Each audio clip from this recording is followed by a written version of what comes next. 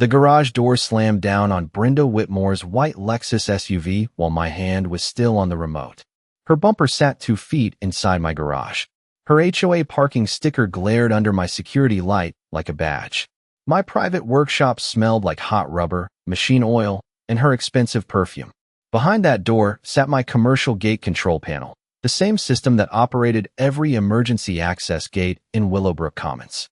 Then my phone buzzed. Brenda's text appeared in all caps. I parked there under HOA authority. Do not touch my vehicle. That was her first mistake. The second was leaving her spare key on my workbench. The third was thinking a garage door mechanic didn't understand locks. I stood in the driveway and listened to the opener click against the chain. Once, twice, then silence. The kind of silence that makes every neighbor look out through their blinds. Across the street, Mrs. Caldwell's porch light blinked on. 2 houses down, a dog started barking behind a vinyl fence. The Lexus sat half-shadowed behind the frosted glass panels, trapped under the yellow wash of my ceiling lights. I could see Brenda's monogrammed tote bag on the passenger seat. I could see a stack of HOA notices on my floor. One of them had my name in red ink. My name is Ethan Walker. I repair industrial doors, warehouse shutters, fire gates, loading dock locks, and the kind of access systems people only notice when they stop working. My garage was not a parking space. It was my shop, my payroll, my tool room, my life after the divorce. Every socket on the pegboard had a mark. Every drill battery had a charging slot. Every camera covered a different angle because expensive tools grow legs when people think nobody is watching. Brenda knew that. She had been watching my garage for weeks. She called it an eyesore. She called my work van commercial contamination. She called my open bay door an invitation for misuse. That morning, she decided invitation meant permission. I found her note taped to my toolbox with painter's tape. Community overflow parking approved by HOA president. The paper fluttered in the garage fan like it was proud of itself. Underneath it, she had moved my aluminum ladder, nudged aside my compressor, and rolled one of my tool carts into the corner hard enough to crack a caster. The sharp smell of spilled brake cleaner lifted from the concrete. That was when the first camera alert came through. 3 clips. Brenda walking up my driveway at 6:12 a.m. Brenda testing my side door handle. Brenda pressing the wall button inside my garage with her manicured thumb. She had not slipped in by accident. She had entered, parked, staged her note, and left on foot like she owned the concrete beneath her heels. Then another text landed. The board will fine you if you interfere. I looked at the Lexus. I looked at the spare key. I looked at the control panel blinking green beside the breaker box. She had parked inside the one garage in the neighborhood that could lock itself tighter than a bank vault. And she had done it on camera. I picked up the note, folded it once, and set it beside the key. My vacation folder sat open on the workbench from the night before. 2 weeks in Montana. No service at the cabin. No rush. The opener light clicked off above me. Brenda had turned my garage into a battlefield. Now the door was already closed. I did not answer Brenda's text. I slid my phone face down on the workbench and walked the perimeter instead. The concrete felt cool through my boots. The smell of brake cleaner still hung in the air. My garage lights reflected off the trapped SUV in soft yellow bands that made the whole thing look like a showroom display instead of a trespassing problem. Another camera notification popped up. Brenda was back. Not in person. She had opened the HOA app. Community alert. Unauthorized obstruction of HOA property. Immediate compliance requested. Attached was a photo of her own vehicle sitting inside my garage. I stared at the screen for a second. Then I laughed once through my nose. She had publicly documented where her car was. The comments started almost immediately. People asking why she parked there. People asking whether overflow parking had changed. One neighbor asked why the garage looked like my workshop. No response from Brenda. Just another post. HOA president exercising temporary authority during parking shortage. Temporary authority. I walked to the breaker panel and opened the steel door. Green indicators glowed back at me. Gate network online. Emergency override active. 12 neighborhood access points tied into one maintenance account. Mine. Years ago, the developer subcontracted my company for upgrades. After the warranty ended, I kept private service contracts for half the subdivision. Clean work. Legal work. But every gate command logged through my panel. I closed the door again. Not because I planned anything. just because I suddenly understood something Brenda did not. She thought garages were boxes. I dealt with systems. I packed slowly. 1 duffel bag, 2 shirts, hiking boots, charger, cabin reservation printout. The slow rhythm settled the air. Many hooks kept appearing. Another vibration. New HOA message. Effective immediately. All residents are prohibited from obstructing community access points. I read it twice. Community access points. She had changed the language. Not parking. Access. That caught my attention. I opened one camera feed. Brenda's front porch. She was standing outside with 3 board members. Phone in hand. Pointing toward my house. One of them nodded. Another took notes. Then a contractor truck rolled into the neighborhood. White pickup. Magnetic sign on the door. Emergency Entry Solutions. I knew that company. Cheap work. Loud tools. The driver walked halfway up my driveway, looked at my garage, then stopped. He turned around and left without getting out. Smart man. He recognized the lock hardware. 10 minutes later, another text arrived directly from Brenda. You have until tomorrow morning. Not open the garage. Not move the vehicle. Just comply. The sun dropped lower. Long shadows stretched across the driveway. I picked up my suitcase and carried it to my truck. Before shutting the house door, I armed every camera and switched my phone to travel mode. Halfway down the street, I checked the rearview mirror one last time. Brenda was already walking toward my garage. The tires hummed against the highway while my phone lit up every few minutes in the cup holder. I did not open anything at first. Just miles of asphalt, cold air through the vent, and pine trees starting to replace subdivision fences. 40 minutes into the drive, curiosity won. 12 missed calls. 7 HOA alerts. 3 unknown numbers. 1 voicemail from Brenda. I played it through the truck speakers. Her voice came out tight and controlled. Too controlled. Ethan, this is becoming unreasonable. We attempted access and encountered a system malfunction. Please return immediately. Attempted access. Not emergency. Not concern. Attempted access. I replayed that part twice. Then I opened the camera feeds. Front driveway. Empty. Side yard. Empty. Garage exterior. For people. Brenda.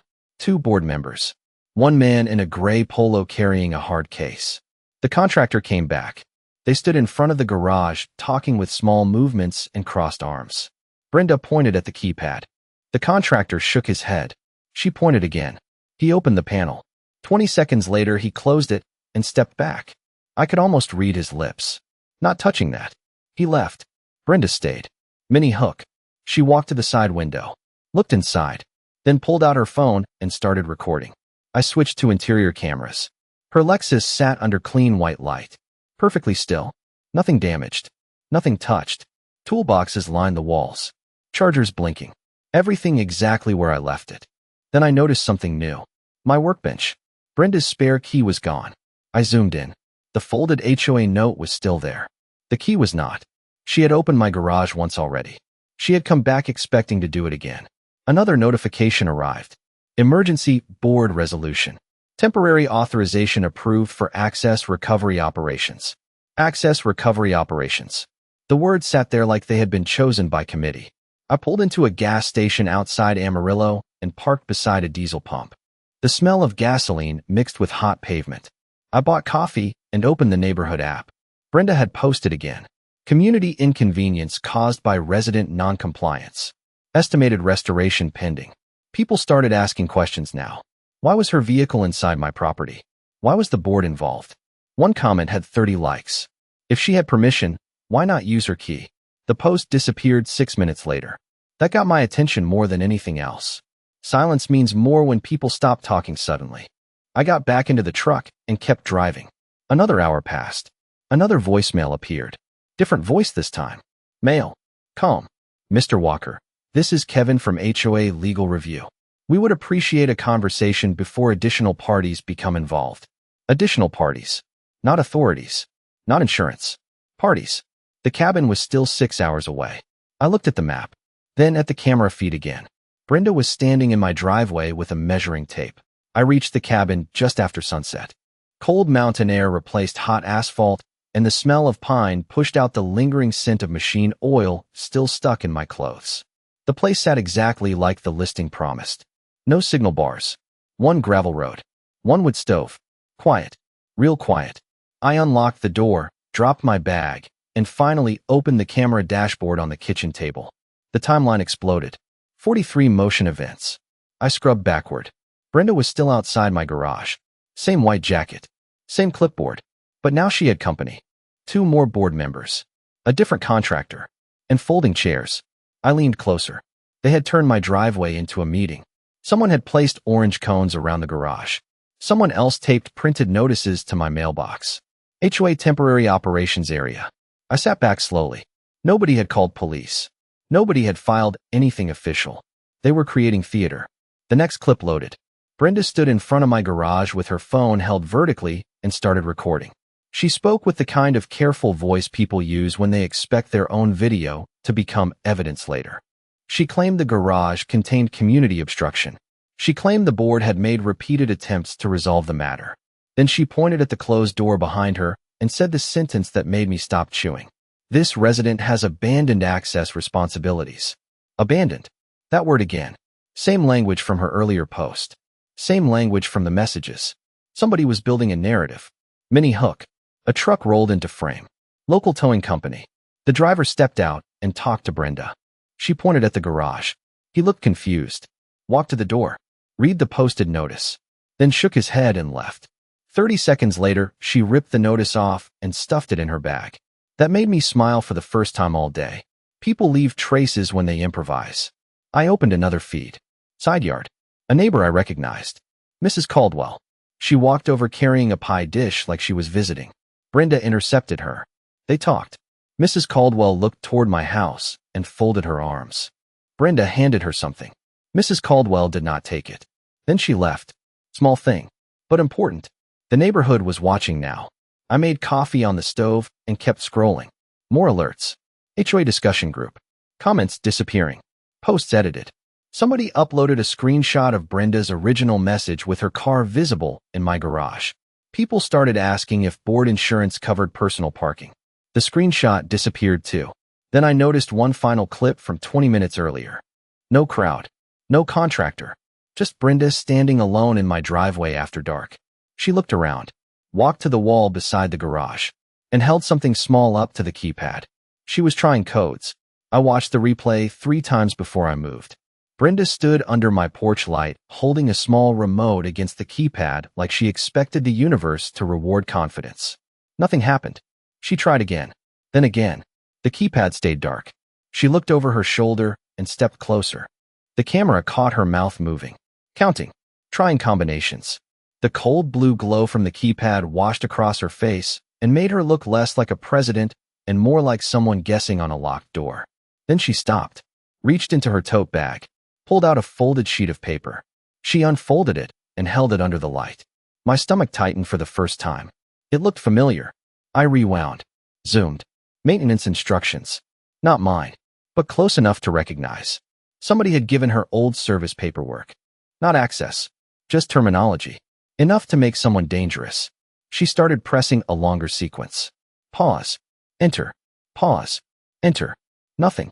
Then the screen flashed once. Access attempt logged. Her head snapped up immediately. She stepped back. Mini hook. She had not expected the system to answer. My coffee had gone cold. I set the mug down and opened the maintenance portal. Access history. Timestamp after timestamp. Failed local entries. Remote lock status unchanged. Then one new entry appeared at the bottom. Manual recovery request submitted. Submitted from resident board credentials. I stared at it. Board credentials did not belong in my garage system. They had found the neighborhood service portal and assumed everything connected to gates connected to homes. That explained the language. Access responsibilities. Restoration operations. They thought my garage lock lived inside the same system as subdivision infrastructure. They had escalated from social pressure to technical guessing. That changed things. I opened the neighborhood maintenance dashboard. Read only. Public service view. Nothing private. Nothing inappropriate. Just enough to see work orders. 3 new requests filed in the last 12 hours. Gate 2 inspection. Gate 4 inspection. Emergency review of access authority. Submitted by Brenda. All marked urgent. All routed into Monday scheduling. Then I saw something else. Internal note attached. Resident Walker unavailable. Recommend temporary delegation. I sat still for a second, and listened to the stove ticking as it cooled. Delegation. They were trying to convert inconvenience into authority. Not break-in. Not force entry. Replace absence. Outside the cabin window, the trees moved in the wind with a dry, rustling sound. I reopened the cameras. My driveway was empty now. Everyone had gone home. But there was something new attached to my mailbox. Bright white paper. Official enough to scare people. I switched cameras and zoomed in until the image sharpened. Temporary community control notice. No logo. No signature. No document number. Just bold letters and confidence. I smiled and opened my suitcase. Under my shirt sat my work laptop. I had not planned to use it. But if Brenda was turning a parked car into a control test, she had already started the next part without realizing it. The notification arrived before I touched the keyboard. I opened the laptop and the notification expanded across the screen before the desktop even finished loading. Service request escalated. Requested action. Temporary access administration review. Submitted by Willowbrook Commons Board. Requested justification. Resident unavailable. Access infrastructure impacted. I read the wording twice. Then once more out loud. They were not trying to get into my garage anymore. They were trying to make my absence look operational. That was cleaner. More believable. More dangerous. I signed into my contractor dashboard. The screen glowed pale blue in the dark cabin kitchen. Wind pushed against the windows in soft bursts. My account loaded. Service tickets. Gate inspections. Maintenance queue. And there it was. Brenda had submitted 5 separate requests overnight. Gate 2. Gate 4. South Emergency Arm. Visitor Lane. Administrative Continuity Review. All tagged urgent. All connected by notes about access interruption. Not one mentioned her vehicle. Not one mentioned my house. Minnie Hook. She was rewriting the story. I clicked into the review request. No approval yet. Good. But attached files appeared underneath. HOA notices. Photos of my closed garage. Screenshots of her posts. One image stopped me. It was my driveway. Cropped carefully. My garage door filled the frame. Her car was completely cut out. She had edited her own vehicle out of the evidence. I leaned back in the chair and listened to the wood stove crack once. That was work. That took intent. I opened the full image archive from my cameras and compared timestamps. Same minute. Same angle. Different crop. She had not lied with words. She had changed what people could see. Another alert appeared. Community emergency meeting scheduled. Subject, resident created access hazard. I almost smiled. Hazard. That word meant paperwork. Paperwork leaves trails.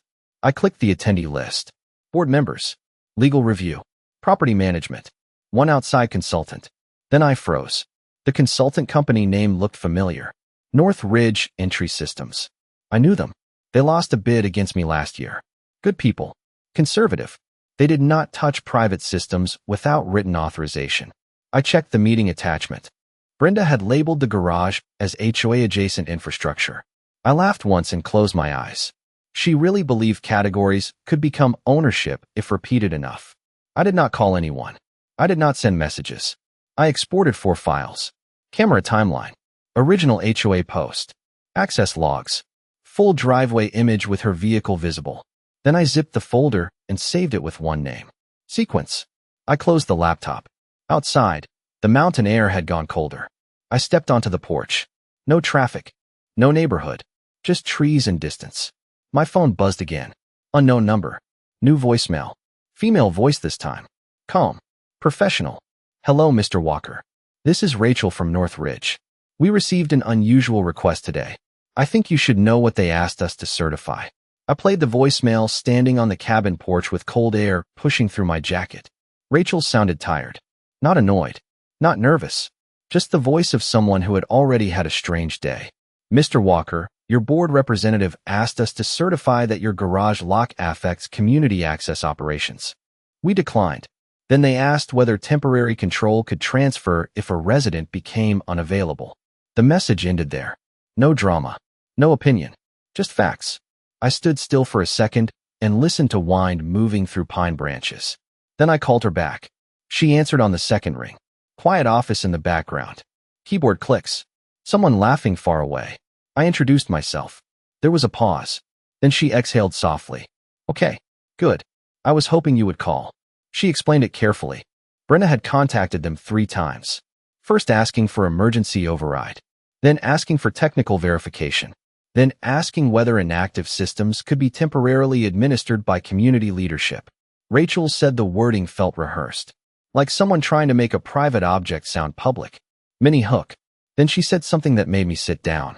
Brenda had attached photos. Rachel asked if I wanted to know what stood out. I said yes. Rachel said every photo was cropped the same way. The garage filled the frame. No vehicle visible. No driveway context. No owner present. Just a closed door and labels about access. Then she asked me a question. Why would someone hide the reason the door closed? I looked out into the trees and smiled a little. I told her there was a car inside. Silence. 3 seconds maybe. Then one short laugh. Not because it was funny, because the whole thing suddenly made sense. Rachel did not ask for details. She just said, that changes the request. Then she told me something else. North Ridge had refused to issue any statement. But somebody from the HOA had asked if there was another company willing to certify without inspection. I thanked her. Before hanging up, she said one last thing. Document everything. People get careless when they think the story already works. I went back inside and opened the camera archive again. New events. Morning now back home. Brenda was out early. Coffee cup in hand. Walking neighbor to neighbor. Showing people papers. Pointing toward my house. One neighbor shook his head. Another looked uncomfortable. Then Mrs. Caldwell appeared again. Brenda handed her something. Mrs. Caldwell took it this time. Walked halfway home. Stopped. Turned around. Walked back. Gave it back. Brenda's shoulders tightened. Small movement. Easy to miss. But people were starting to choose. Another alert appeared. Emergency board session complete. Resolution passed. Temporary community measures authorized. Attached document available. I opened it. 1 page. 5 signatures. Then my eye stopped on the final line. Effective upon resident non-response within 72 hours. I read the resolution twice. Then I downloaded it. The file opened clean. Nice margins. Official language. 5 signatures. A date stamp. Enough polish to make most people stop asking questions. But I work around systems for a living. Real systems leave fingerprints. This one felt assembled. I put the laptop on the cabin table and opened the attached metadata. Creation time. Same morning. Author field blank. Revision count. 12. That made me smile. People only revise things that are not standard. I opened the camera feed again. Back home the sky had turned gray. Brenda was already moving. Folding table at the end of my driveway. Clipboard. Coffee urn. Printed packets. She had turned my front yard into administration. Neighbors stopped. Some took papers. Some kept walking. One man pointed toward my garage and asked something. Brenda answered and shrugged. Then she handed him a packet. He read the first page and immediately looked back toward the garage again. Mini hook. The story was changing in real time. I zoomed in. Community continuity notice. Temporary stewardship. Resident unavailable. Access preservation. Same language. Same pattern. Nobody was saying ownership. Nobody was saying permission. They were building something softer. Something people nod along to before realizing what it means. My phone buzzed. New message. Kevin from Legal Review again. Short this time. We would prefer to resolve this quietly. Quietly. I looked at the closed garage on camera and laughed once. Nothing about this was quiet anymore. I did not answer. Instead, I opened the folder I made earlier. Sequence. Camera clips. Original post. Access logs. Cropped photos. I added one more file. The resolution PDF. Then I noticed another notification from the neighborhood app. Emergency vote complete. Community support. 83% approval. That number hit harder than the paperwork. I opened the comments. Same pattern. Residents supporting temporary measures. People agreeing something should be done. But then I noticed timestamps. Most comments appeared within 7 minutes. Similar wording. Similar sentence structure. Then one comment stopped me. Mrs. Caldwell. Can someone explain why her car is still inside? No replies. Just reactions. Then the thread locked. I sat back and listened to the cabin settling around me. Wood creaking. Wind moving outside. Somebody was moving faster now. Faster means mistakes. I reopened the driveway camera. Empty folding table. Empty chairs. Brenda walked up carrying a long white envelope. She taped it directly to my garage door. Stepped back. Took pictures from 3 angles. Then she left. I zoomed in until the image sharpened. Notice of temporary community control. Effective in 72 hours. Unless contested. I stared at that last line for a while. Contested. Not opened. Not recovered. Contested. My laptop clock glowed 7:41 p.m. The cabin reservation still had 11 days left. I finally picked up my phone and opened a new email draft. Then another notification appeared before I typed a word. Someone had uploaded the unedited driveway photo. I opened the upload and the image filled my screen. Full frame. No crop. My driveway. My garage. Brenda's white Lexus sitting inside under my lights like a showroom display. The orange cones. The folding table. Her temporary notices. Everything in one shot. Whoever posted it did not blur anything. The caption was 6 words. Question before we vote again. I refreshed. 40 comments. Then 80. Then over 100. Nobody sounded angry. That was the interesting part. They sounded confused. People started asking practical questions. Why was the vehicle there? Why was community control needed? Why was the resident unavailable? Why had nobody mentioned the car? The tone shifted in real time. Curiosity is dangerous when a story depends on missing details. Mini hook. The post stayed up. Nobody deleted it. I opened the account. Anonymous. New profile. 1 upload. No history. I smiled and closed it. Did not matter who. The image existed now. My phone rang. Brenda. First call in 2 days that was not a voicemail. I answered and said nothing. I could hear air conditioning and paper moving. Her voice came in softer than before. Careful. Ethan. I think there has been a misunderstanding. I looked at the screen and almost laughed. Misunderstanding. That was a long trip from authority. I said nothing. She kept going. She said people were reacting emotionally. She said the board was trying to protect continuity. She said nobody intended to create confusion. Then she finally asked the question she should have asked on day 1. How do we get the vehicle out? I looked out the cabin window at dark trees moving in the wind. I took a breath. You parked it. Silence. She waited. I waited longer. Then I said the only thing I needed to say. You have the key. More silence. Then she said she had lost it. I opened the camera archive and found the clip. Her taking the spare key from my workbench. Timestamp clear. I exported it and attached it to one email. Recipient list. Board members. Legal review. Property management. Subject line, missing item recovery. No speech. No explanation. Just the clip and 1 sentence. Vehicle owner removed stored property during unauthorized entry.